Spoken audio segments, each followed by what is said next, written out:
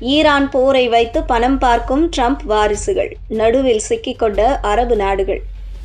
மத்திய கிழக்கில் பகுதியில் அமெரிக்கா, ஈரான், இஸ்ரேல் நாடுகளுக்கு மத்தியில் நடைபெற்று வரும் போருக்கு மத்தியில் அமெரிக்க ட்ரோன் ஸ்டார்ட் அப் நிறுவனமான பவரஸ் தனது பாதுகாப்பு தொழில்நுட்பத்தை வளைகுடா நாடுகளுக்கு நேரம் பார்த்து விற்க தீவிரமாக முயற்சி செய்து வருகிறது.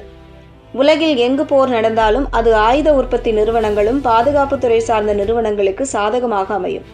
அப்படி பவர்ஹவுஸ் என்ற அமெரிக்க நிறுவனம் ஈரான் நாட்டின் ட்ரோன் தாக்குதலை கண்டு ஆடி போயிருக்கும் வளைகுடா நாடுகளுக்கு தனது ட்ரோன் தொழில்நுட்பத்தை விற்கும் முயற்சியில் தீவிரமாக இறங்கியுள்ளது.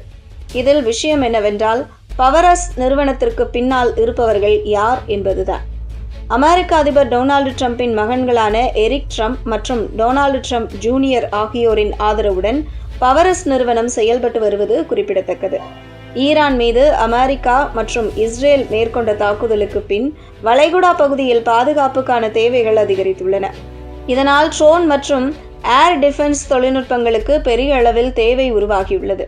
இதை சரியான முறையில் பயன்படுத்தி கொண்டு பணத்தை அள்ள ட்ரம்ப் வாரிசுகள் முடிவு செய்துள்ளனர். பவர்ஹவுஸ் நிறுவனம் தற்போது தனது ட்ரோன் தடுப்பு தொழில்நுட்பங்களை பல மத்திய கிழக்கு நாடுகளில் அறிமுகப்படுத்தும் முயற்சியில் ஈடுபட்டுள்ளது.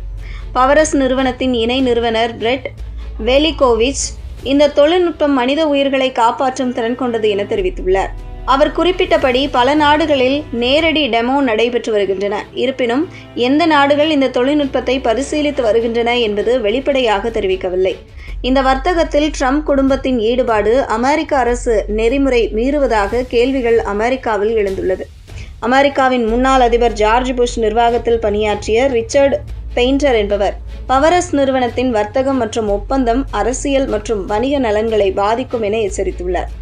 இந்த ஈரான் போரில் வளைகுடா நாடுகள் அமெரிக்க அரசியல் ஆதரவை பெறுவதற்காக ட்ரம்ப் குடும்பத்துடன் தொடர்புடைய நிறுவனங்களிடமிருந்து வாங்க வேண்டிய நெருக்கடியை எதிர்கொள்ளலாம் என்று ரிச்சர்ட் பெயிண்டர் தெரிவித்துள்ளார்.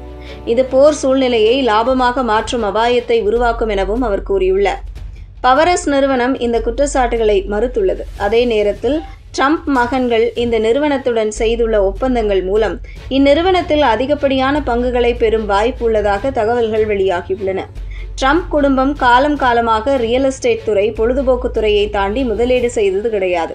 ஆனால் ட்ரம்ப் தனது இரண்டாவது ஆட்சியில் crypto currency, prediction markets, social media, பாதுகாப்பு உற்பத்தி துறைகளில் விரிவடைந்துள்ளார். இவை அனைத்தையும் தாண்டி பவர்ஹவுஸ் நிறுவனம் அமெரிக்க பாதுகாப்பு துறை அமெரிக்காவில் தனது ட்ரோன் உற்பத்தியை அதிகரிக்க சுமார் $1.1 பில்லியன் அளவிலான நிதி ஒதுக்கியுள்ளது. குறிப்பாக சீன இறக்குமதிகளில் கட்டுப்பாடுகள் விதிக்கப்பட்டதால் உள்நாட்டு ட்ரோன் உற்பத்திக்கு அதிக முக்கியத்துவம் கிடைத்துள்ளது. இதை பவர்ஹவுஸ் நிறுவனம் சரியான நேரத்தில் பயன்படுத்தி கொண்டுள்ளது.